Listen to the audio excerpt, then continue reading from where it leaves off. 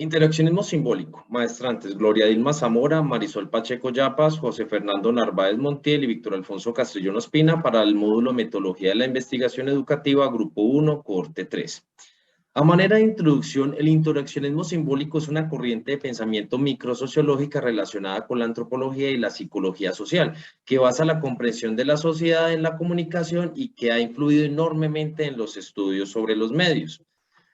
Debemos tener en cuenta que para entender el interaccionismo simbólico debemos tener en cuenta la Escuela de Chicago, que fue compuesta por Caudill, Lippmann, Park, Mead y Blomer, y este surge en Estados Unidos en los años 20, en el cual también apareció el desarrollo de las tecnologías de la información, el sistema democrático y obviamente la inmigración europea, y del cual surge el conductismo social.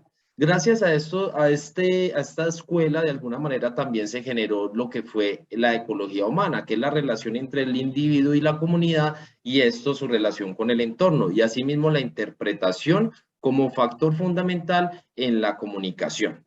Es importante resaltar que para este estudio se basó en George Herbert Mead, un filósofo pragmatista estadounidense en el cual desarrolla el ser especular como sujeto con capacidad de interactuar consigo mismo y de convertirse en objeto de su atención.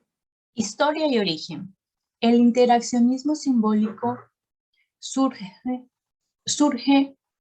aproximadamente entre los años 20 y sus principales raíces históricas están definidas entre unas corrientes filosóficas que son el pragmatismo, el conductismo, el reduccionismo y sociologismo.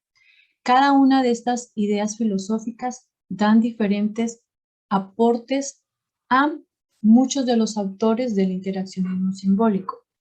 Estas ideas son retomadas por muchos de los estudiantes en diferentes universidades de Estados Unidos. Y es importante destacar una que es la Escuela de Chicago. La Escuela de Chicago toma como la ciudad como un laboratorio de las relaciones sociales humanas y determina un aspecto muy importante o un concepto muy importante denominado la ecología humana, que es la ciencia de las relaciones del organismo con un entorno. También es importante destacar la Escuela de Palo Alto. Esta escuela, su base principal es la comunicación. Por lo tanto, define que es la matriz de todas las prácticas humanas. Y muchos de sus autores definen que no se puede no comunicar.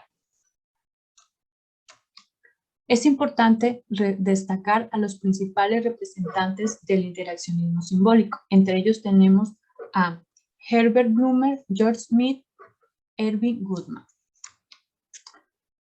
Erving Blumer es el primer autor en el cual usa el concepto de interaccionismo simbólico. Para este autor postula que los seres sociales interpretan los símbolos a través de actividades interactivas y destaca tres premisas, entre ellas que los seres humanos actúan hacia los objetos en base a los significados que estos tienen para ellos. Segunda, que el significado surge en la interacción social. Y la tercera, los significados se modifican a través de un constante proceso de interpretación. Para George Smith, define o postula un concepto muy importante que es el ser o el sí mismo. Y para él, el ser humano debe considerarse como un objeto de un proceso de estudio en lo social.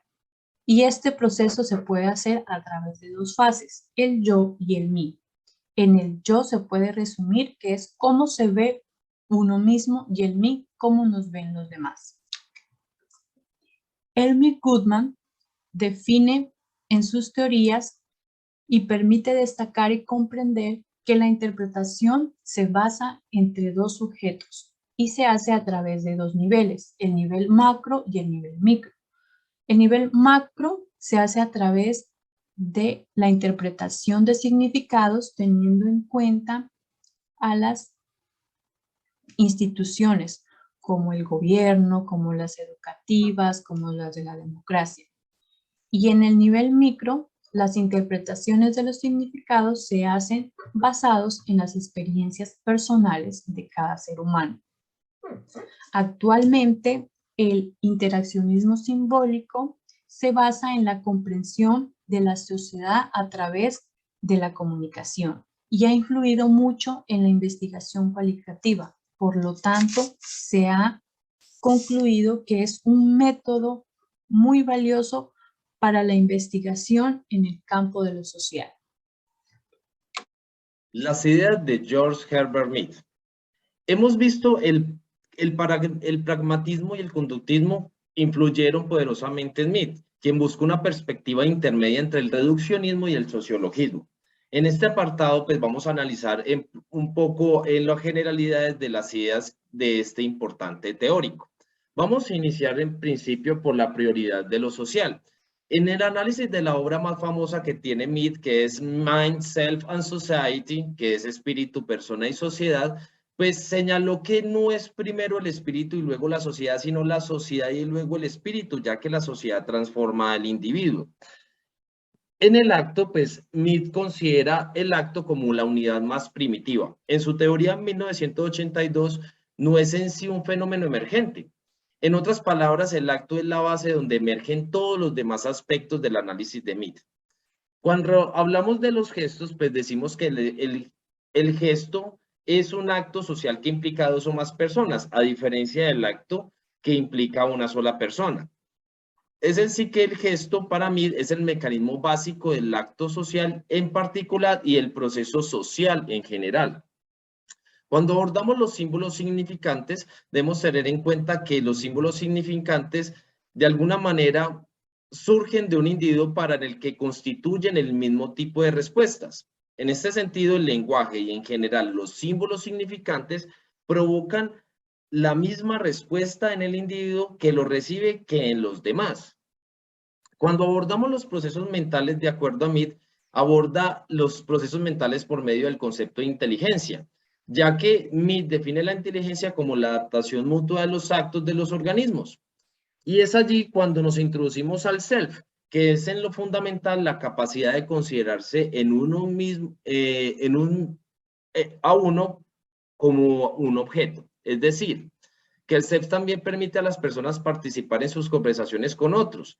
Es uno el consciente de lo que está diciendo y es consecuentemente capaz de controlar lo que se está diciendo y determinar qué es lo siguiente que se va a decir. La sociedad es el nivel más general de Mead y utiliza el término sociedad para referirse al proceso social que precede tanto a la mente como al self.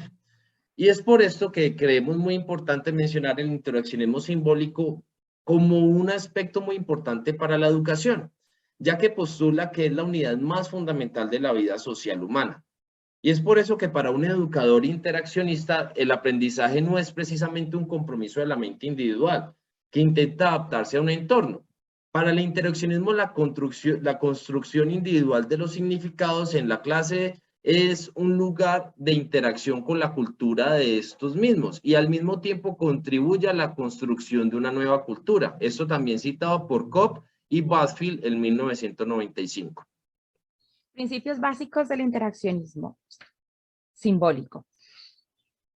Dentro de los principios básicos tenemos que, a diferencia de los animales inferiores, el ser humano está dotado de la capacidad de pensar. Esta capacidad de pensar le permite tener una interacción social donde va a aprender significados y símbolos que pueden ser a su vez modificados o alterados cuando está en interacción con los demás o cuando se centra en sus pensamientos propios para analizar si esto le genera ventajas o desventajas dentro de su grupo social. Las pautas principales que tiene el interaccionismo simbólico son la acción y la interacción dentro de la sociedad. Nosotros encontramos que este interaccionismo simbólico nos habla acerca de la capacidad del pensamiento.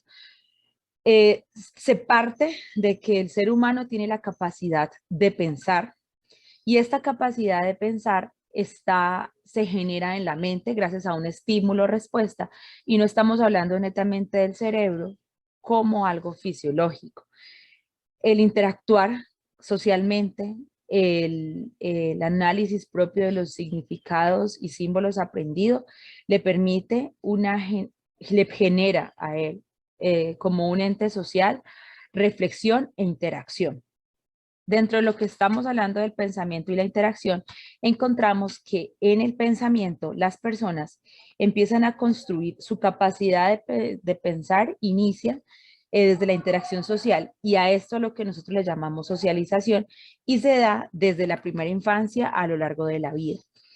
Este permite desarrollar capacidades que son netamente humanas y que son dinámicas en el momento de recibir información y adaptarla a sus necesidades. Esta interacción se desarrolla gracias a la capacidad del pensamiento. Tenemos también, encontramos que existen unas formas de una interacción no simbólica, en la que se habla de la conversación por gestos, y una interacción simbólica que requiere un proceso mental. Dentro de la importancia del pensamiento, nosotros encontramos que existen objetos fuera del individuo, y estos objetos que están fuera del individuo le permite clasificarlo en objetos físicos como las sillas, el computador, como objetos sociales referente, por ejemplo, a la mamá, al estudiante, o los objetos abstractos que son los principios morales. Todo esto se aprende mediante la socialización. Cuando nosotros hablamos de los aprendizajes significativos y de los símbolos, estamos recordando la acción y la interacción humana y cómo se aprende, cómo la socialización permite la adquisición propia del individuo hacia lo que son aprendizajes significativos y símbolos. El principal sistema de símbolos es el lenguaje. El lenguaje permite crear y recrear el mundo, ¿cierto? Las funciones del lenguaje y de los símbolos. Primero que todo, relacionar y nombrar objetos del mundo. Segundo, permite percibir el entorno. Tercero, aumenta la capacidad del pensamiento y la interacción simbólica hacia uno mismo. Cuarto, resolver diversos problemas. Quinto, trascender en el tiempo, pasado, futuro, presente, futuro, y nos permite identificar espacios y las propias formas de ponerse en el lugar del otro. También nos permite identificar una realidad metafísica, el cielo, el infierno, y dirigir las acciones. Nosotros tenemos dentro de la acción y la interacción, ¿cierto? Que cuando hablamos de la acción hace referencia al individuo solo, ¿sí? Al aprendizaje, al análisis de lo adquirido de mis símbolos y mis significados. Mientras que hablamos de la interacción social, estamos hablando de dos o más individuos donde hay una influencia mutua, ¿cierto? Para la elección, ¿cierto? El individuo se apropia de sus símbolos y significados, y a partir de su propia interacción empieza a clasificar lo que considera, entre comillas, bueno o malo para sí mismo, y esta principal fuente se adquiere desde la comunidad y desde la familia. Esto no implica que tiene que ser así siempre, sino que, como les digo, a lo largo de la vida el individuo va tomando el análisis y la autonomía para desarrollar sus propios principios, sus propios valores o sus propias formas de pensar y de actuar. Cuando nos referimos al self, estamos hablando acerca de la capacidad de vernos a nosotros mismos como a cualquier otro objeto. Primero, aprendemos a mirarnos. Luego, nos colocamos, saliéndonos de nosotros mismos, idealizamos cómo opinan de nosotros los demás. Y tercero, desarrollamos un sentimiento que es el self, ¿sí? En este concepto también nosotros estamos hablando de la autoestima y de la autoconciencia. Existe el self-concepto, el punto de vista de uno mismo, el self-existente, donde cómo somos socialmente, el self-deseados, cómo nos gustaría ser, y el self-presente, que nos representa a nosotros mismos en situaciones determinadas. En este punto nosotros también tenemos lo que nos dice Goffman acerca de la dramaturgia, donde se considera que somos actores, ¿cierto? Que estamos en un escenario, y este escenario, como actores también tenemos una fachada en la que venimos a hablar acerca de la apariencia y de los modales, y que nuestro equipo es la sociedad a la que pertenecemos, ¿sí? Esto hace parte de los principios básicos. Muchas gracias. Para continuar, es muy importante tener en cuenta algunos de los principios metodológicos del interaccionismo simbólico, ya que nos ayuda a entender mejor su orientación teórica. Es por eso que Blumer nos habla sobre los métodos. Plantea el estudio de la acción y la interacción en el mundo real. Criticó lo que le consideraba la tendencia hacia el cientifismo ciego en la sociedad. También recomendaba el uso de conceptos sensibilizadores que simplemente sugiere el objeto de estudio y dónde buscarlo, y violentan un menor grado en el mundo real. También Blumer evita el término hipótesis y rechaza la prueba de hipótesis como un modo válido de realizar investigación sociológica. A continuación, vamos a hablar sobre Blumer frente a Kuhn, sobre los métodos. Las diferencias fundamentales entre Blumer y Kuhn son en la parte metodológica.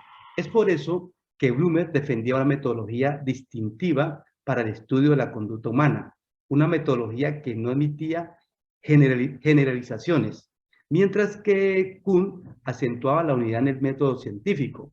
Consiste en usar variables investigables y definiciones operacionales.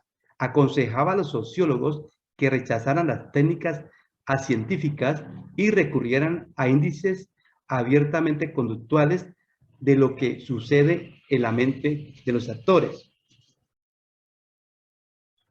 La interpretación de Blumer de las ideas de Mead. Mead difiere considerablemente de la metodología naturalista de Blumer.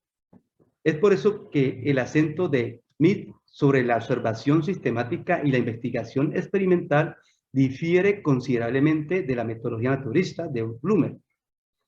Ni complementa ni amplía la perspectiva metodológica de Mead, y el marco teórico de Blumer no es el apropiado para la investigación y el desarrollo de las ideas teóricas de Mead. Por último, tenemos la crítica de Blumer. Blumer rechazó las técnicas científicas, las cuales rechazaban los contenidos de las conciencias en la parte cualitativa, que no implica su expresión externa ni puede ser codificada, clasificada o incluso explicada. Otra crítica era la vaguedad de conceptos, tales como la mente, el ser, el yo y el mí. Y por último, tenemos la crítica en la que ignora la importancia de factores tales como la inconsciente y las emociones, escasas importancias a las grandes estructuras. Muchas gracias.